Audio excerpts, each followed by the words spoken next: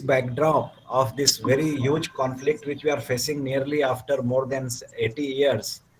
So, how do you, Ratanji, look at this subject of conflict resolution? And what is this new approach, the RSS way? Thanks, Satish ji.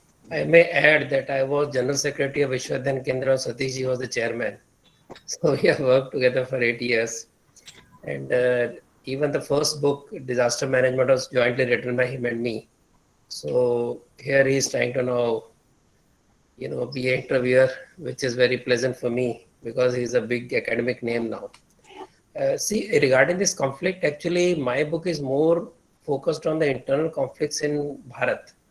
And we also see, while I was studying this, I also saw that I also checked the conflicts that raged across the world during last 100 years. And we know that most of them are due to religion, some due to geographical expansionism. And we also see that conflicts which can easily be avoided are still carried on. For example, Ukraine is a typical example, which didn't require any war. But there are powers in the world who want to sell their military wear. So they need a war somewhere or the other. So that is one major cause of what is happening there. But when we talk of conflict management from point of view of RSS, basically when you try to understand a conflict, you try to understand the background of the conflict, you try to find out some common threats which will help mitigate the conflict. You can either just ignore the conflict till it becomes too big, it becomes a serious issue, believing that it might solve itself like the earlier governments tried in Jammu Kashmir and even Northeast. And there are conflicts which need to be responded. So overall in the world, if you find if the conflict goes beyond 12 years, chances of insurgency winning over are much greater. If they are resolved within 10 years, chances of government having its say is much bigger. And the conflicts that still remain around are the conflicts in African continent, basically result of the post-colonial atmosphere that the colonials left there, and or religious bigotry, as in case of some of the African countries, and rising domestic conflicts within USA or within Europe for the same religious bigotry that is creating a problem. So to understand a problem, trying to find the root cause of the problem and how to bring the common threads that can try to synthesize and reduce these conflicts is what RSS approach has been, according to my study. When we look at the conflict, the biggest conflict is always in our mind, whether I should do this or I should do that, whether I should do this particular course, even say for our MBA students, should I do this particular course or should I do some other course, should I study in this particular college or some other college, then whether I should take marketing or finance. So this kind of conflict is always there in the mind because we have a freedom of thought and lot of information is available. So the conflict is at the individual level. Then there is a conflict at the family level because your personal interest with the interest of others and visions and aspirations of others start conflicting with you. And then there is so the conflict, the area of conflict keeps on increasing. So what is the core about conflict, which actually if you can resolve all the conflicts, whether internal conflicts or external conflicts? See, at every stage, whichever struggle you have talked about, those struggles arise because of the confusion, because we don't want to see the picture with clarity. We want to avoid tough questions. We want to find easy way out, but there is no easy way out. Whether it's your personal life, whether it's life in your family, there has to be some give and take. There has to be some, you can either make the cake bigger so everybody has a bigger pie, or you can have very clarity of thought. If you don't have, you have consultants or you have advisors who will give you clarity of thought. So shying away from the problems or shying away from the various options doesn't solve the problem at all. That's the case with society. That's the case with the family. So if you see in India now, the kind of insurgency, kind of conflicts we see in India now today since 2014, it is because there are people who don't want to see the new rising India, who don't want to understand how people are reacting to what is happening around them, around the world, and the clarity that they are slowly getting. Our 70 years of Indian life has gone into an issue because we refuse to identify what is a nation. we may be the only country in the world who still are trying to figure out, or I would say the opinion makers are trying to tell us what is the idea of what is the so-called idea of India. Similarly, why is the family? So if you understand why we need family, then we can easily resolve problems. If we feel family is an imposition which the new left wants us to believe, then there is no solution. So when you try to see the picture clearly, when you understand the picture clearly, really want to resolve it, things can be resolved. So that is true for a family, that is true for a society, and that is true for a nation. In the case of international warfare, as I said, major issue is that there are military machines which want to keep on selling. There, the new issues can be created, can be brought up, which are not existing, like the weapons of mass destruction in Iraq, or the issue of NATO trying to go nearer to Russia and create new threats for them. So this is typically an instigation or deliberate attempt to create fires where there are none. But as far as societies are concerned, when there are people, there will be conflicts. Then when there are ideas, there will be conflicts.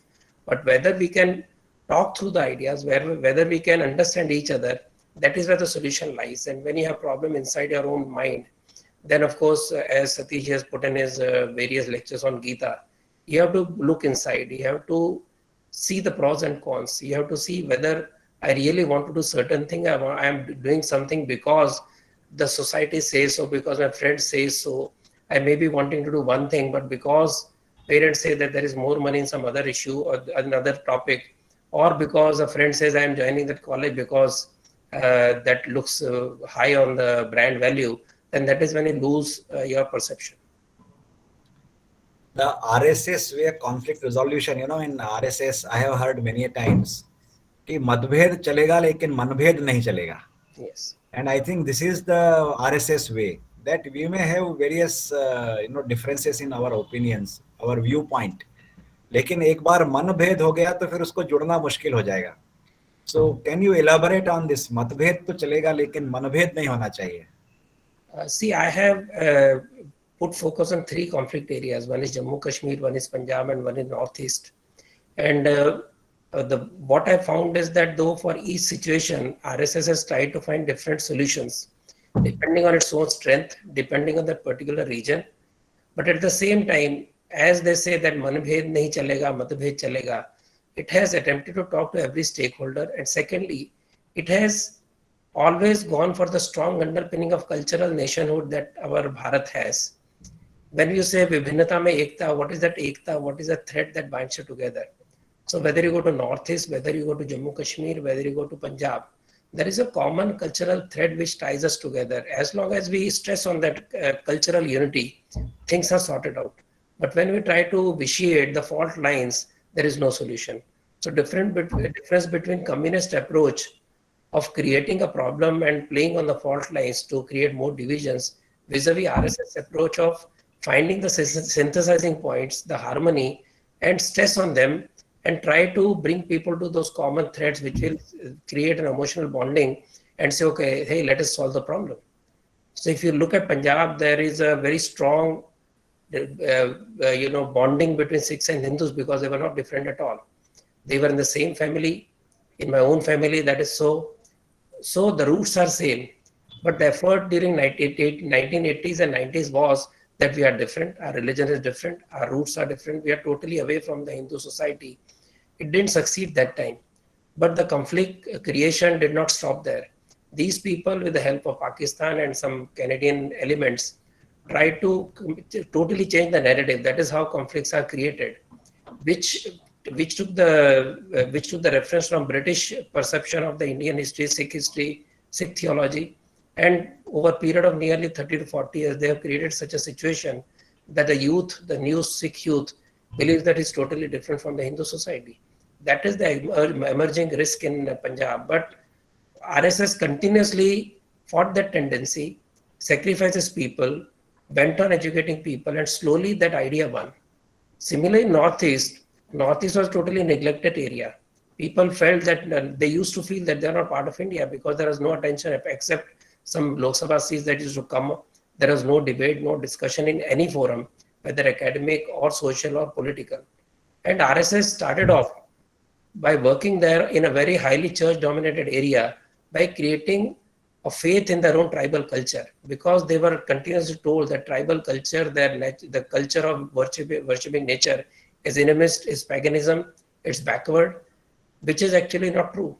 So to overcome that inferiority complex and also pressurize them to change, so to fight that tendency, RSS started by strengthening the roots of those people, that is the tribal culture, and strengthened that, try to show how they are much near to the dharmic traditions of Bharat. Then they started working on education.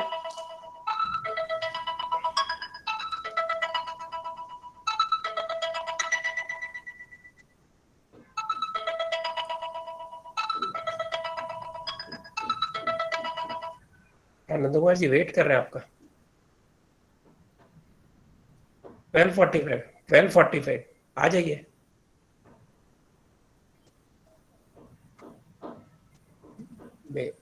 नहीं अभी तो स्वाति जी का मेरा mail जो है उसमें 12:45 लिखा है. नंदू कुमार जी का फोन था, बोले मुझे तो 1:15 बताया था संदीप ने. Anyway, so finding the common thread with those people in Northeast, creating the right development environment, creating the right education system for them, because education is a major area, and creating economic opportunities. This is over a period of 70 years. RSS slowly changed the environment of Northeast, and then 2014 the government came in, playing on the same issues, and slowly we find that Northeast is also finding itself much more integrated with the mainland Bharat, as we might put it. Otherwise, there were editors like Rajdeep Sardesai who said there is tyranny of distance, so we can't really report on Northeast. So that is why Northeast was slowly won over. If you look, and because their RSS strength was much lower, but they depended on the local people, and they created a new environment. Now slowly the indigenous movement is picking up. If you go to Jammu Kashmir had a very old history, nearly 4,000 years of history of Hindu civilization, as the fountainhead of Hindu civilization. Ayurveda, Sanskrit, Panini grammar, whichever knowledge system you think of came from Kashmir. But we were made to believe that Kashmir never existed before 1947. It was always a Muslim majority state. There was no Hindu people there, and culture was Islamic culture.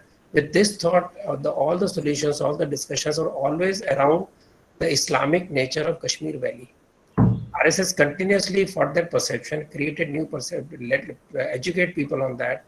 Then the section 730, article 370, which was basically against the very nature of one nation, one culture, when they said that Kashmir needs special power because of Muslim majority area, then basically we bent upon the very principle of two nation theory that Jinnah started, or Sayyid Ahmad Khan started. So this fight against 370, this Nandkumar ji had joined just now. I think he left again. So please call him up. So with this clear idea, the continuous education of people, how human rights of the refugees from Punjab who ended up in Jammu Kashmir, heard from 1 million people, which nobody knew, the rights of women, the rights of Dalits, Gorkhas. Nandkumar ji, namaste. आपका picture नहीं आ रहा है. Hello. Nandkumar ji is again logged in. नमस्ते नंदकुमार जी. नमस्ते नंदकुमार जी. हाँ, आपका mute हटा देंगे. So with this idea, the continuous 70 years of struggle to keep the issue in the eyes of the people and educate them what is happening, keeping lobbying for these horrendous laws. Slowly the day was won over, and we find 370 only find slowly the youth of Kashmir getting highly interested in being the mainstream of Bharat. So that is how Jammu Kashmir was taken back into mainstream. So when you find the cultural underpinning as the main bond of our people, then any solution can be found. So this effort of RSS to identify those common links and bring people together, that is what has assured that India remains one. So Ratanji, I would like to congratulate you for writing this book, Conflict Resolution, the RSS way. And I am sure people will come to know various aspects of the way this organization is working. And I will not take much of your time now. This session is a conversation between you and Nandkumar ji. So I would request Swati Singh ji to please welcome Nandkumar ji and proceed with the session. Thank you, sir. We welcome you, Nandkumar ji. Thank you for gracing this platform. Thank you so much. A brief about Nandkumar ji. Shri Nandkumar ji is a pracharak and full-time dedicated worker of Rashtriya Swayamsevak Sangh, RSS. Currently, he is the national convener of Prajanna Prabha, an umbrella body of the Indian nationalist think tank. Born in Kerala, southern state in India, he belongs to a family with humble background. He pursued automobile engineering in 1984 and thereafter became a pracharak in RSS. Being an eminent nationalist thinker, flamboyant orator, prolific orator, and a famous Malayalam poet, he had been the chief editor of Kesari Weekly, one of the most reputed Malayalam weekly for more than half a decade. Some of his written books are Veer Savarkar, Balasaheb, Ek Samaj Sudharak, Bharat Devras, Vijaypat, and the recent one is Hindutva for the Changing Time. Position of responsibility in RSS are National Convener, Prajan Prabha, Akhil Bharatiya Sah Prachar Pramukh RSS, Kshetriya Bodhik Pramukh RSS, Sah Pran Pracharak, Chief Editor, Kesari Weekly. We welcome you again. Thank you so much for gracing this. Thank you. Thank you. Ratan ji, over to you now, please. Namaskar, Swati ji. Before I start conversation with Nandkumar ji, I am pleased to tell Satish ji that the first print of the book is already sold and second reprint is already in order. So it has been received well. Congratulations. Welcome, Nandkumar ji. Namaskar, Saranji. Sorry for being late. It was some sort of miscommunication between me and one of the team members. First of all, he told me that 12:45, so I was just with the minister culture in IGNCA. There is an inauguration function of Ishan Mandhan was going on. Anyway, Ratanji, you can start. Being a listener to Nandkumar ji's highly intellectual talks to question me is a wonderful change for me. So I don't have to absorb what he says. I can just ask and get away with that. So Nandkumar ji, welcome. See, my discussion on this today's session is based on this book called Swarajya 75. Bharat struggle for selfhood. So this particular book is just about 100 pages. But it's packaged with so much of data that if one were to try, one would be able to write so many books from the points that Nandkumar ji has disclosed and Nandkumar ji has put forward in the book. This Bharat struggle for selfhood, when we say, it basically means that we are still struggling to get ourselves back and try to recognize our own selfhood. As I said, we are the only nation where the leaders are still talking about what is the idea of India. So that is the reason that Swaraj has not yet been ours. We have not yet truly understood the Swaraj part of it. We have become independent, but we have not become independent in mind, in our thinking. So Sarsang Chalak of RSS last Vijayadashmi said, Swa par adharit Jeevan Shaili Swatantrata Andolan Sarvadeshik Sarvsamaveshi and social cultural था और आध्यात्मिक नेतृत्व ने देश के जन जन को प्रेरित किया. So which means that the war for freedom was not just a political war, it was also a war for cultural renaissance, for our social renaissance and economic renaissance also. So this edition of ABPS, that is Akhil Bharatiya Pratinidhi Sabha of RSS, had passed a long resolution about the economic independence or economic Swaraj also. And to begin with, why we talk about Swaraj, which is eluding us yet, I would quote from Shri Guruji one particular para which he spoke about during the creation of the Constitution. So Shri Guruji in 1947 said, liberating our intellect from the values, sanskaras of other countries and evolving a system that is tantra of other country, of growth with our own feelings will be swatantra, system of the self, but a system that is born through ignoring our history, being slaves of intellect of others, inspired by other societies will not be swatantra, it will be paratantra, that is the technique of others, system of others. A system based on Russia's directions will be Russian tantra, not swatantra. A system inspired by the politicians of England under their guardianship or their support would be England system. A federal system created with inspiration of free America would be an American system, not swatantra. This was the statement which was criticized heavily by the people of the time. But we find that this is not made in a vacuum.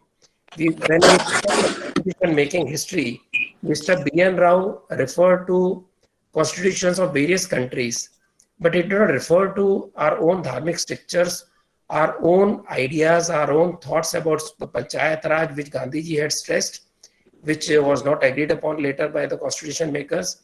We did not talk of the dharmic underpinning of all our lives, the national life. So that is how we are still struggling to find the selfhood. With this small introduction, I'll come back to the first part where I quoted Guruji. In Nandkumarji's book, he has stressed that Indians have never allowed any invader or colonial to have a peaceful life. We are not going back to the Mughal time or the Islamic period. We are just going to talk about the period, colonial period, which started much before British came in. So when we talk of, we were supposed to know that independence struggle started with the establishment of Congress Party. Then because of Swatantraveer Savarkar's introduction to 1857 as the first war of independence, we slowly came to the conclusion that 1857 was the first war of independence. But here in this book, Nandkumarji talks about the first battle of Kollam in Kerala, which was the first war against colonials. It was a war with the Dutch, in which they were beaten comprehensively, and finally they were so weak, they had to leave the country and offer whatever they had to the British. So I would like Nandkumarji to talk a little about the other battles like that Battle of Kolachal, which actually defines a continuous defiance of colonials. Thank you, Ratanji, and Satish Murthy, Swatiji, everyone. And I am highly privileged to be here in such a beautiful session, a beautiful program, a literary festival being conducted for the last several years, highlighting so many issues which are very much meaningful for our national life and to strengthen our nationality. So straightway coming to the topic or issue which has been raised by Ratan Sharda ji. Yes, Swatantrata, the very meaning of Swatantrata has been very well defined or explained by Manya Ratan ji. So it is not necessary for me to explain much. You may be knowing the greatest philosopher or interpreter of our Indian independence struggle, I do consider Swami Maharishi Aurobindo as the Rishi Aurobindo was the person who defined our independence struggle in the true sense. Once he was addressing a group of people who are very much engaged in our Indian independence struggle, he started it with this sentence: our task is not mechanical. Our task is not a mere political one, but it is a more moral and spiritual one. Very specifically, he was saying Indian independence struggle cannot be confined to the four walls of politics alone. It is a moral and spiritual war. Naitik or dharmik, adhyatmik yuddha. That is the main message which has been given by Maharishi Aurobindo. Again, in that particular speech being published in the name Awakening Indian Souls, he was saying that the very self or very content of our Indian independence struggle is our spirituality. It can be named as Sanatana Dharma. Don't confuse, because Maharishi Aurobindo, he was not particular about contesting an election, so he was not politically correct in the sense. So he said it very clearly that it is to free our soul to our selfhood, and we have to imbibe that spirit, that spirituality spirit, or more specifically he said that Sanatana Dharma spirit in all aspects of our life. Then only we can say that we are Swatantra, we are independent. When that Swapat, selfhood, has been very well manifested in all fields, in art, literature, culture, science, industry, and also politics. Every aspect of human life is to be represented or being inspired by that particular spirit. But unfortunately, once we got the political freedom on 1947, August 14th and 15th midnight, it was a golden opportunity for us to revisit that very dreams which have been seen by our great independence struggle leaders like Maharishi Aurobindo, Lokmanya Tilak, even Mahatma Gandhiji also dreamt about that. But our leaders were not very much specific or particular about that reinventing, rereading, or reinterpreting that great dreams. They were not ready, or they are not, capable enough to take our Indian national life in those lines. That's why many of our leaders, including Pujane Guruji, now already mentioned our Dr. Mohan Bhagwatji, Mohanji Satsanga Chalak Sangha, in his 2019 Vijayadashmi speech, he has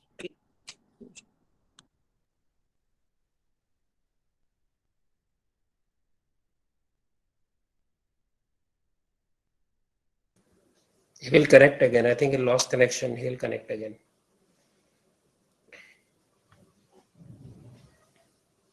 Yes, he is connected. some connection issues are there in this room where I'm sitting. No, fine. Sorry. We can hear you fine. No problem.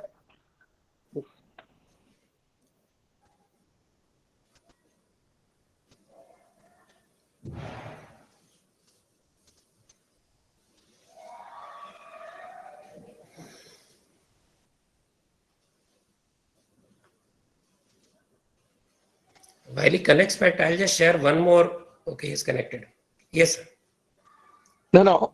So let me complete this question. Sorry. Sir Sankaraji has very well effectively said that, in which he said that the spirit or swa as the compass gently guiding our intellectual exertions and the blueprint for action that is arrived at thereafter. It should be the light that illuminates the directions, aspirations, and expectations of our country's collective consciousness. The results of our efforts in the physical plane and their consequences should be in accordance with this principle. Then and then only Bharat will qualify as self-reliant. So in that way, we have to fulfill those dreams. That's why Sir Sankaraji said that this is a journey from Swadhinatas to Swatantrata. Swadhinata is the political freedom. Swatantrata is the complete comprehensive freedom. The second point which has been raised by Ratanji is about our efforts to in this line, and especially when the Western colonialists attacked the South, Kerala and Tamil Nadu, where our independence struggle leaders, kings and common public jointly responded to their advent. So in that way, our independence struggle, when we are saying that it was a landmark movement, the main specification, or I would say speciality, significance of that Indian independence struggle was it was a long and very long struggle. It happened, it started on the very moment these Western colonials set foot on our land.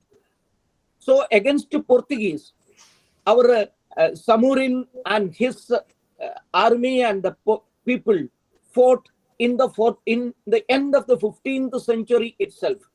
In that way, we can't consider, factually, we can't consider that 1857 was the first war of independence. Many struggles happened before that. One among that was the war against Portugal. See, in that struggle, we come across a beautiful story, a very much inspiring story of Rani Abbakka of Ullal. Ullal was a Rajya near to Mangalore, where Rani Abbakka was the queen. Actually, her husband was the king, and he joined with the Portuguese for money or something, wealth or anything. But Rani Abbakka was a specific model of Indian womanhood, wherewith she said, yes, I have got the Patni Dharma to follow the Pati. But when Pati is going in a wrong direction, Patni Dharma se bhi bahattar hai Desha Dharma. So Rashtra Dharma ko samne rakhkar, he fought against Portugal, and many years, for the coming many years, he fought against Portugal successfully. That was the story of Rani Abbaka. That is in the beginning of the 16th century. Means 250 years prior to 1857. She fought. And in the very same way, you have already mentioned about Kolachal War. See, Kolachal War happened in the 18th century, 1741. At that point of time, you may be knowing, Dutch was the mightiest naval force in the whole world. They were competent enough to challenge the whole world on one side, and they alone on the one side.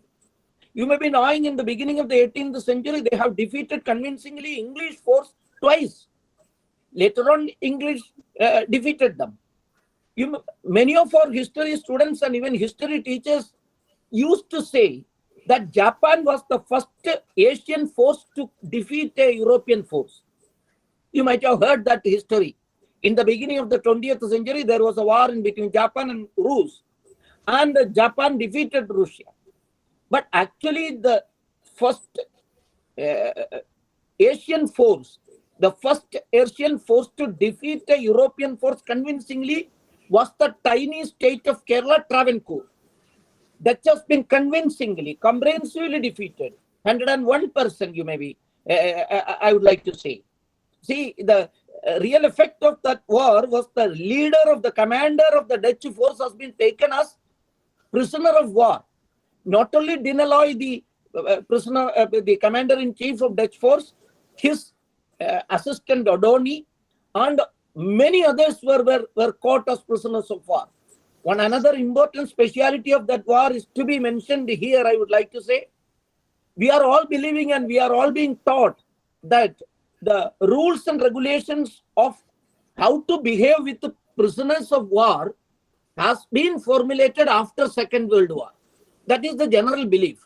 So when we are going through the Kolachal War, where Dutch was defeated, and many Dutch soldiers, including their commander-in-chief, has been arrested as prisoners of war, Travancore Raja Martanda Varma showed the whole world how to behave to the prisoners of war as humans. Not only mere humans, more than that in that way. Swayam Martanda Varma, the great ruler of Travancore Raja, on per day wise, he visited the prison and also looked after their treatment. Once their treatment and everything was over, Martanda Varma summoned them in the Raja Sabha and asked them and requested them, if you want to go back, the ships are ready, your food is ready, and all other amenities are being made ready, and you can go back. Do you know? The commander-in-chief Dinaloy, with folded hands and tears in his eyes, requested Raja, Maharajan, my Raja is not like you. Once I am stepping foot on my Raja Dutch, he will cut my throat. He will kill me. So I would like to request you to allow me to serve you. See, maybe for the first time in the history, after the Huns attack on Bharat, very long back, this Dinaloy and his team became the soldiers of Travancore Raja, and he became the trainer of Travancore army. So in this way, so many such wars. If you can go to Shivaganga, in the same period or some days before this, after this Kolachal War, Velu Nachiyar, the most courageous queen, young queen of Shivaganga, she fought against the British force. Actually, British force was supported by the Arcot Nawab Muslims army. This combined force has been effectively countered by Velu Nachiyar and her commander-in-chief, the great, I would like to say, the great Queely, 22-year-old young lady. Here, it is not necessary to mention about her jadi, but nowadays this type of narrative is also going on. That's why I'm saying Quilly was from a backward community, the so-called backward community. Quilly was the first human suicide bomber. When the war was going on, even if Velu Nachiyar and the Indian force was winning, but immediately after the second day, the British force was again attacking. Harcourt Nawab and Muslim force was again attacking Shivaganga. Then Quilly, who was in charge of the Jasusi spy agency of Velu Nachiyar, found out through her spies that there is a big, large armament depot in the center of this Shivaganga where they were attacking. So unless and until that armament depot has been destroyed, this war will go on. So Quilly, bathed in ghee and other inflammable liquids on her body, she smeared all ghee and other things. And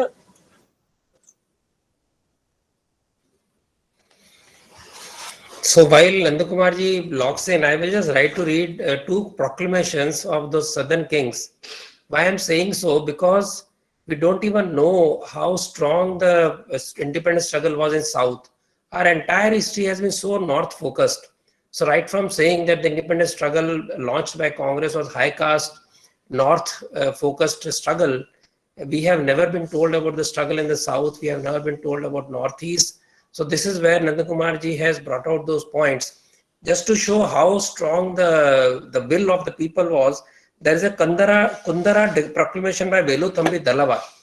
He says it is the nature of English nation to get possession of countries by treacherous means, and should they obtain ascendancy in Travancore, they will put their guards in palaces, Sarkar buildings, fort gates, destroy the royal seal. Let us therefore exert ourselves to keep off impending calamities. And then he goes on to further exhort that. Then there is a Jambu Dvipa proclamation by Murada Pandian. It is so delightful a document, I can't read the whole, but he says, there existing no unity of friendship among you in the above caste, who, not being aware of the duplicity of these Europeans, have not only inconsiderably calumniated each other, but have absolutely surrendered to the kingdom to them. In these countries now governed by those low wretches, the inhabitants have become poor and rice has become vellum or water. Then he goes on to say, where you find the low wretches, destroy them and continue to do so until they are extirpated.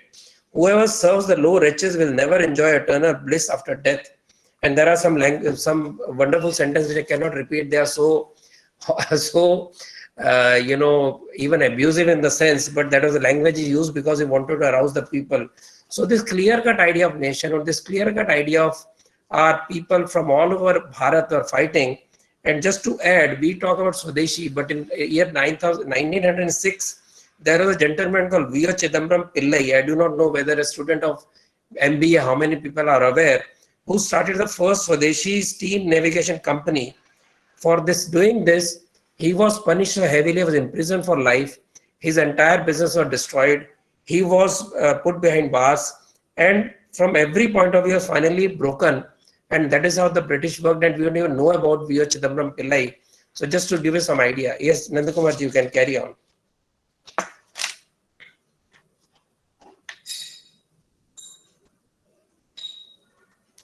Nandkumar, please carry on.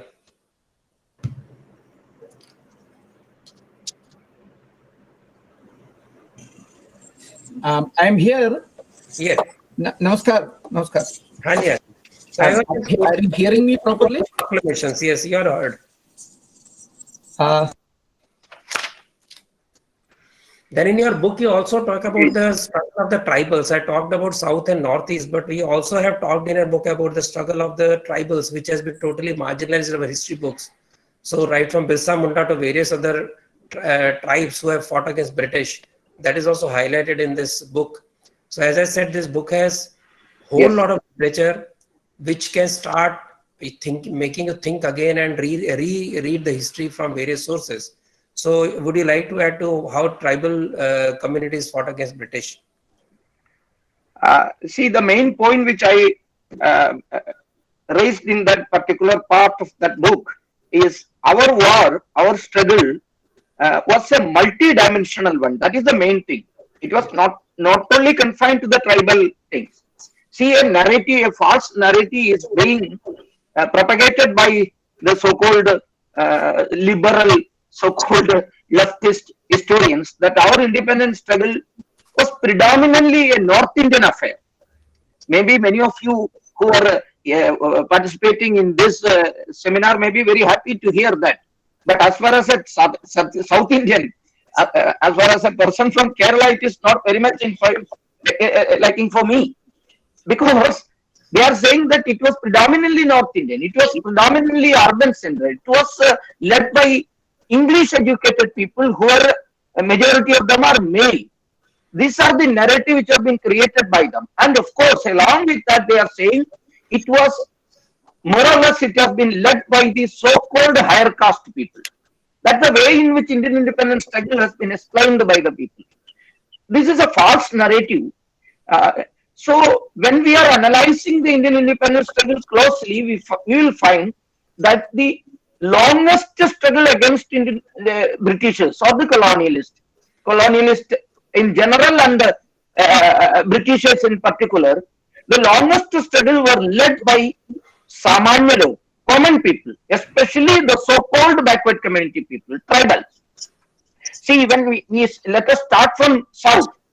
The longest struggle was led by Kurichiyas of Wayanad tribal area. They were the soldiers of Palashiraja, Kerala Varma Palashiraja of Kerala. He was the contemporary of Veluthambi Dalava, which Ratanji has mentioned. In south of Kerala, Veluthambi Dalava was fighting. In the north of Kerala, Palashiraja was fighting. Kurichiyas, the tribal leaders and the warriors, were his right and left hands. They were with him.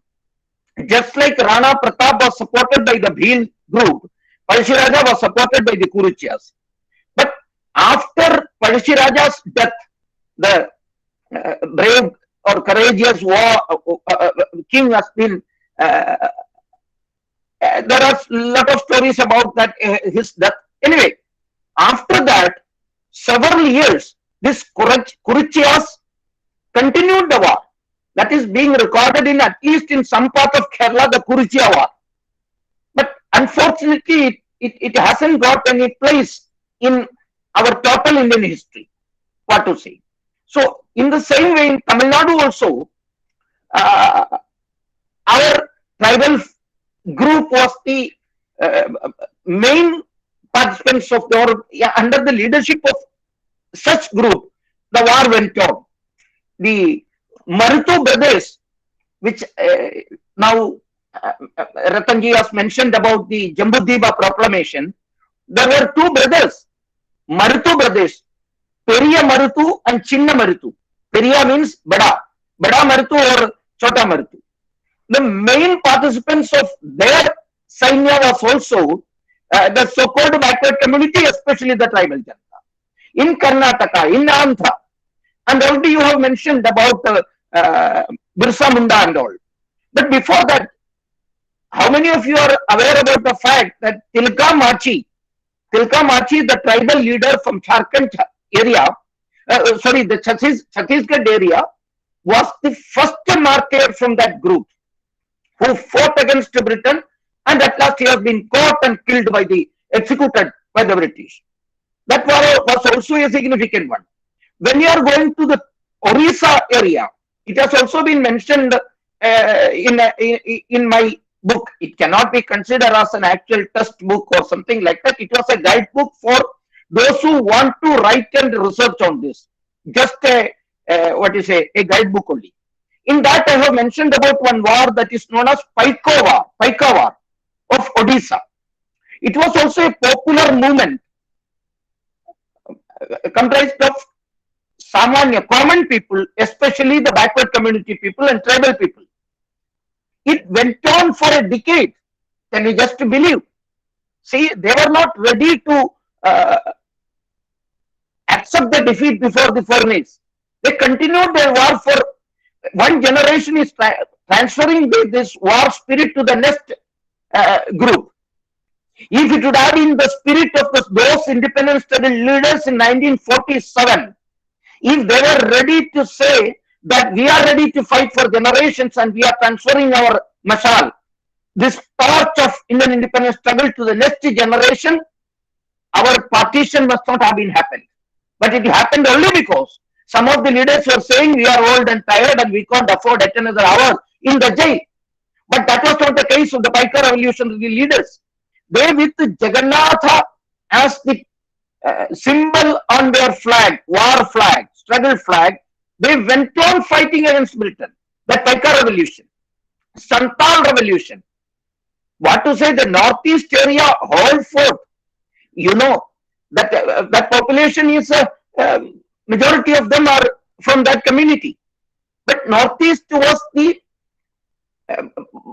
place where long struggle happened, very long struggle happened. Not only against the British colonialists, even Muslim colonialists. The Mughal colonialists were also being successfully stopped by the Ahom dynasty and also Lachit Borphukan jaise logon ne.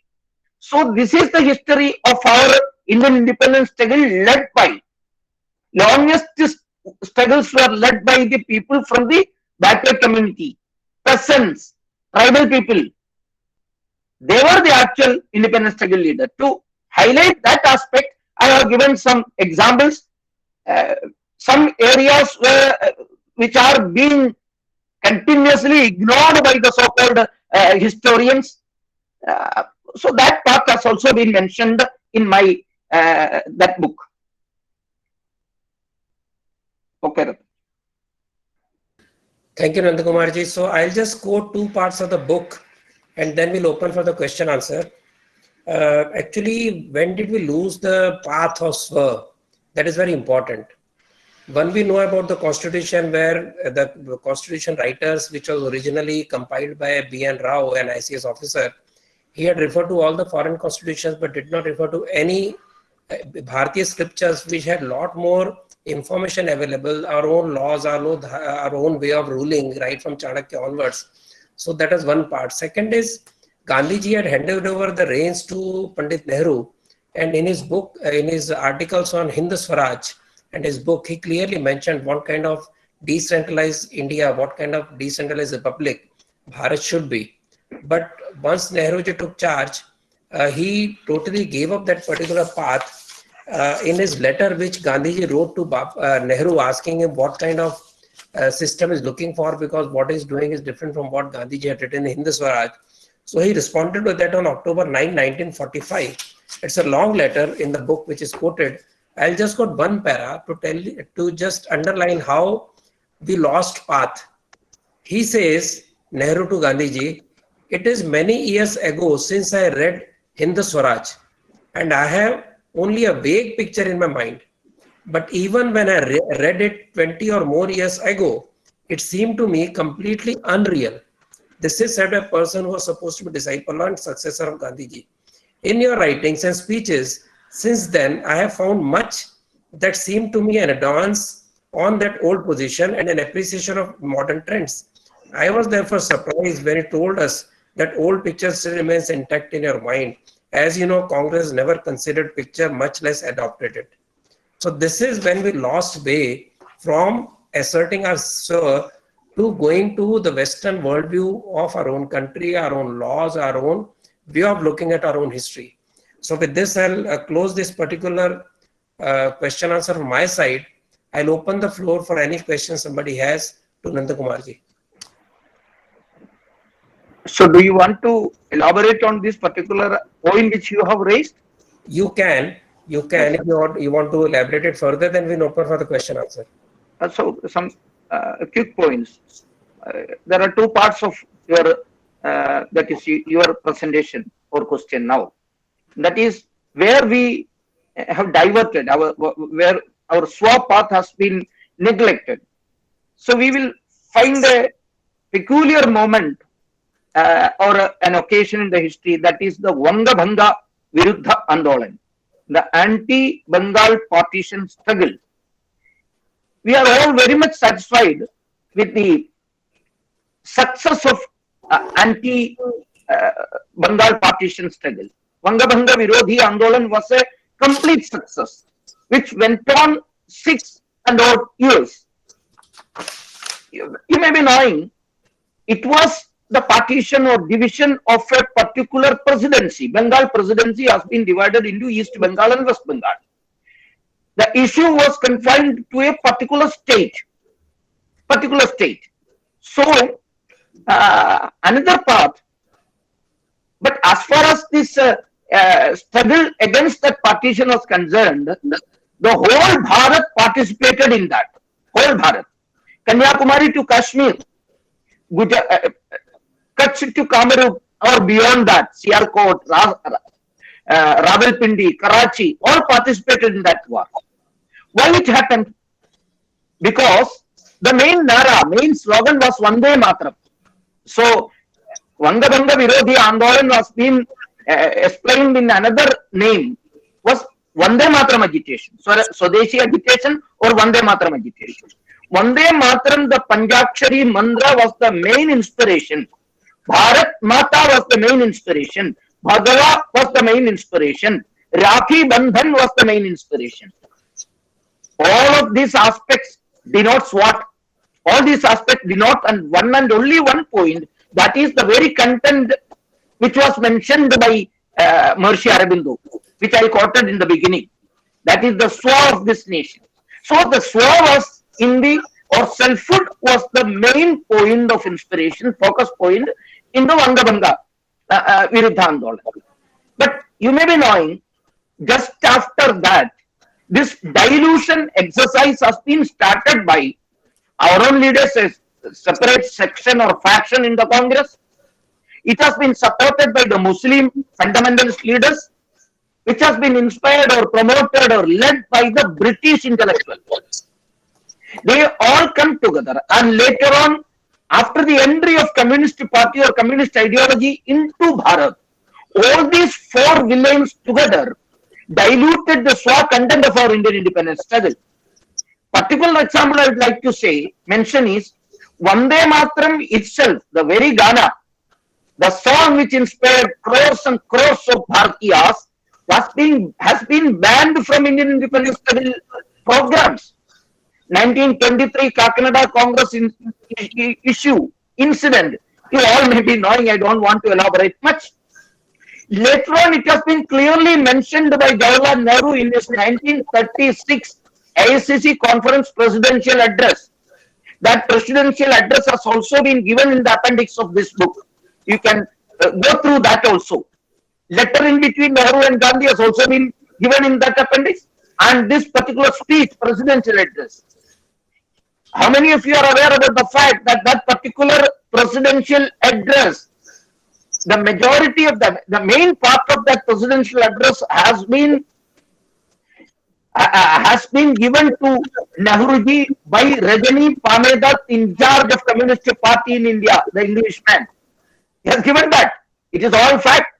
That is why in the first and second paragraph of the presidential address, you are seeing that the nationalism and the revolutionary zeal among the Indian independence struggle is its lowest ebb now. The impact has been decreased. This has been mentioned by the ACC president. And he was saying the only one ideology which is being inspiring and progressing and going forward, that is communist ideology. A bloc which is going ahead is Soviet bloc only. In this way, communist, I'm not that expert in language. I don't know whether this prayoga is cheek or not, right or wrong. Communistization or Marxicization of Congress, that has also been, it is not a recent phenomenon. Many of the people are saying that the Congress is being led by Communist Party. No, it was started during Nehru's period. Communism started influencing. Communism, which is not believing nationalism, nationality, started influencing the Congress leadership. Muslims started raising their divisive demands. British intelligently, cunningly led this effort. And by the way, the Swa spirit has been diluted, and when Vangabanga Virodhi Andolan was going on, you may be knowing, the British was the strongest force in the whole world. Congress or the political movement in India was not that strong. Still, with the inspiration or the prerana from Swa, guide us to victory. But in 1947, Indian political movement was strong. Kanyakumari to Kashmir, the political movement was very strong. But as far as our rulers are concerned, they were a lost group. After Second World War, where was Britain? Economically, militarily, socially. They were politically, England was a lost force and defeated force. Still, we hum har gaye 1947 mein. This is a particular example. Just analyze what happened in between 1912, 1911 and 1947, 36 years. That analysis I would like to request an academician par excellence, Ratan Sharda ji type people to analyze this particular aspect, how the Swa has been diluted. That has happened. So that next point is quite clear. Ratan ji himself has explained that. That's a particular example. Gandhiji wrote to Nehruji before independence. Things are going on in that direction wherein which Britain is going to give us independence. So now it's our duty, Gandhiji was saying in his letter, Jawahar, this is our duty to formulate our policy regarding the future India. It's our duty. I have mentioned my ideas and philosophy in Hindu Swaraj, which has been written by me and adopted by Congress. That particular claim of Gandhiji has been rebutted by Nehru in his letter. In our Malayalam, there is a particular proverb which we used to say that Panam Kadakolam Narayana, Panam Kadanu Ennal Kurayana means one person who is crossing the bridge used to recite Narayana, Narayana, Narayana. Once he has crossed the Narayana, he started reciting Kurayana, Kurayana. In this way, once he got the power, Nehruji got the through all those years, he was very much Gandhiji's Shishya. But once he was very sure that he has crossed the bridge and he has been elected as the undisputed leader of Indian independence struggle and the political party, he started reciting Kurayana. That is the way in which he wrote that letter, in which he said that मैंने उस समय ही पढ़ा है आपका पुस्तक, उस समय ही मेरे को लगा it is not relevant to the times. This is the way in which you have diluted, diverted from the Swa path, So path, Selfhood path, and we fell in this great misery, defeat. ये विभाजन के विभीषिका को झेलने का कारण ये है. ये आपने सही कहा. I don't know whether I have exceeded my time. If at all you have got any questions or yes, I have got questions. Two questions by Mansi Jain and one by Devashish. So I'll take Mansi Jain's question to you. What do you think about youth being part of RSS in a bigger manner? Whether youth are part of RSS, can become part of RSS. The new age youth can become part of RSS. How? It's a fact that nowadays one and only one organization is concentrating upon specifically youth. Specifically youth.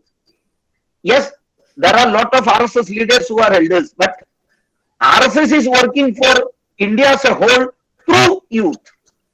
See, youth require training, man-making, and all those aspects have to be such education, that cultivation is to be given during youthhood or youth period. So RSS as an organization is working through youngsters. That's why youngsters who are very much close to our Rashtra or Rashtriyata is very much attracted towards Sangha. That is why the whole world or independent thinkers are independent political thinkers are saying RSS is the largest youth force in the whole world. Not only the voluntary organization के तहत RSS सबसे बड़ा है, लेकिन सबसे बड़ा young organization, youth organization इस रूप में RSS का ज़्यादा हो रहा है. That is why our very attitude towards the youth, our very lecture which has been put before us, is all related to the young generation and also the cultivation or inculcating the spirit of nationality in the formative period itself. That's why youngsters are coming in big number towards RSS. In the recently held Akhil Bharatiya Prathinidhi Sabha, we have got the reports that we have already crossed 60-70,000 of Shakha and the majority of the shakhas are college students and youngsters shakha. It has been reported also.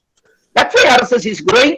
That's why the main reason of youth attracting towards RSS is the main spirit which they need. They need such an organization. That's why. I would just like to add that RSS has many aspects, many dimensions, many ways where you can get connected with RSS. So if you talk to a local RSS worker whom you know, he or she will be able to tell you what are the areas where you can work as per your hobby, as per your interest. So that is how you can get connected to various activities. The second question by Manse is to me, she asking me that if I saw you in the Kashmir files, you got emotional. So what do you think is the impact it will have on the people? I will, since we have less time, I'll just say that now onwards, the public discourse about our national issues, or especially Jammu Kashmir and the persecution of Hindus, will be pre-Kashmir files and post-Kashmir files. I, as an RSS person, as a writer, I have been, campaigning about the problems of Kashmiri Hindus, about the scheduled caste, scheduled tribes of Kashmir, and various other aspects of the unequal or uneven kind of treatment of people in that Jammu Kashmir region, politically, economically, socially, etc.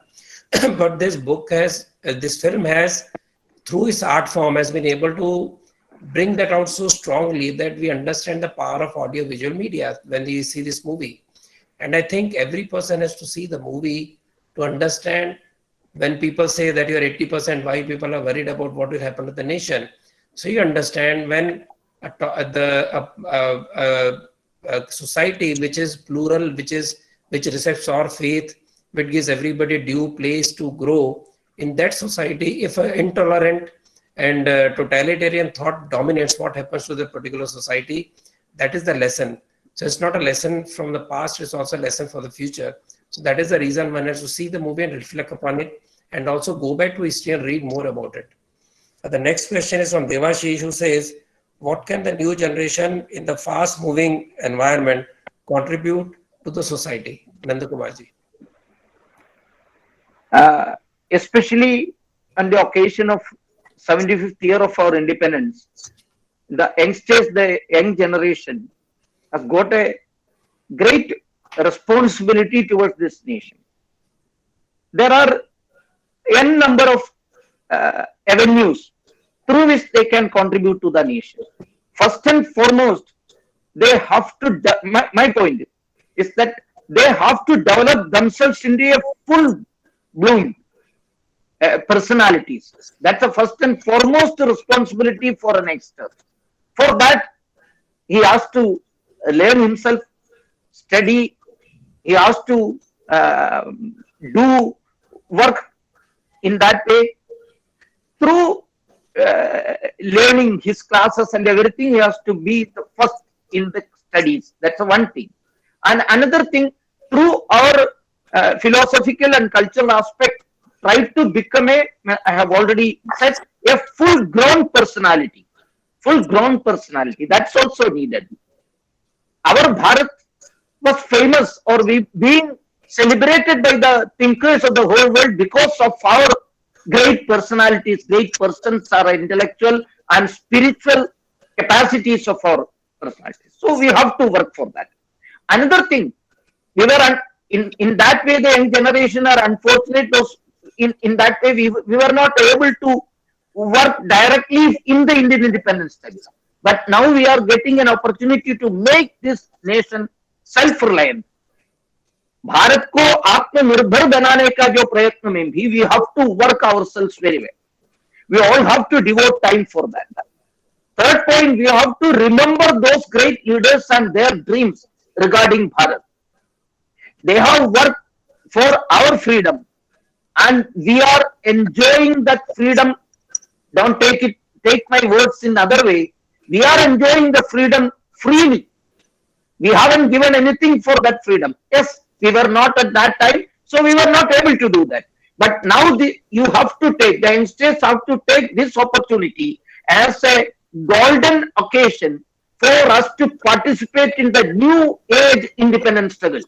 Take it from me, new age independence struggle to make this nation self-reliant. we all have to put our heads and hands together to work for this Rashtra and make our society self-reliant in this way.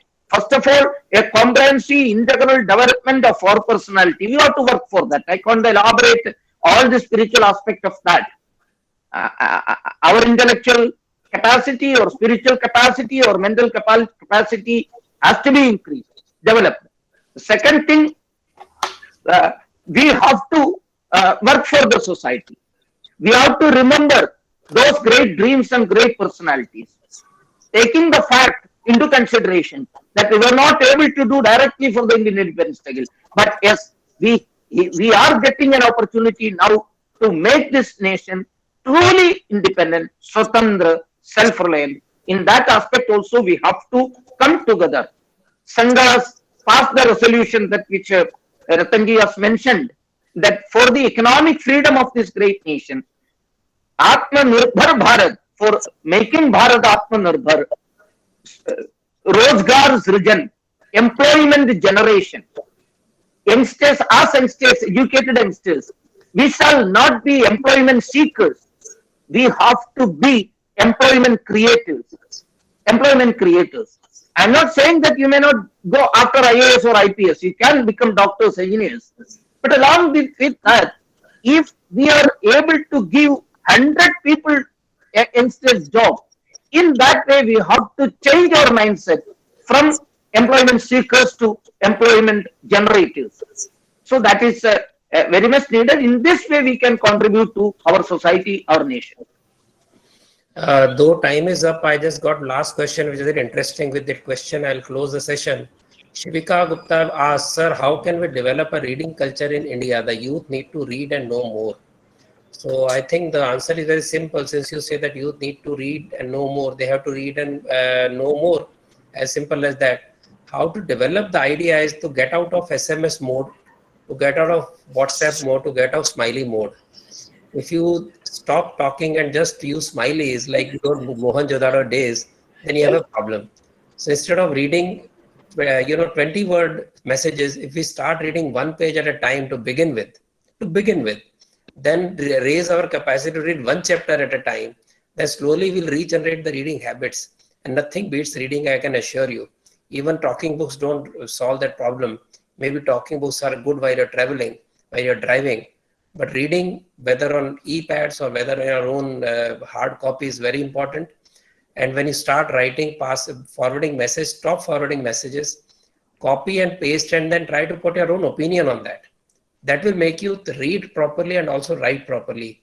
Stop the SMS lingo. And also when you then go back to where you can write one page, try writing for college journals. When you want to write one page, you have to read at least 100 pages. Then you can write. So you need to read a lot. Today's session gave you some glimpse of how much is there to read about Indian independence struggle, about a struggle for freedom and Swaraj. That will give an idea how much is available today to be read. Luckily, because of internet, you don't have to depend on purchasing books. So many things are available free of cost on net, but we need patience. So if we can keep the mobile shut for 2 hours, 3 hours, I'm not saying whole day, that you will simply die of suffocation. So I will say at least for 2-3 hours in the night, if you can shut off the mobile or put it on flying mode, on aeroplane mode, you will see even that is a big relief. So from there we can begin. I am just giving some practical ideas. It's up to you to pick it up. Thank you so much. Can I add a simple sentence to that? Yes, sir.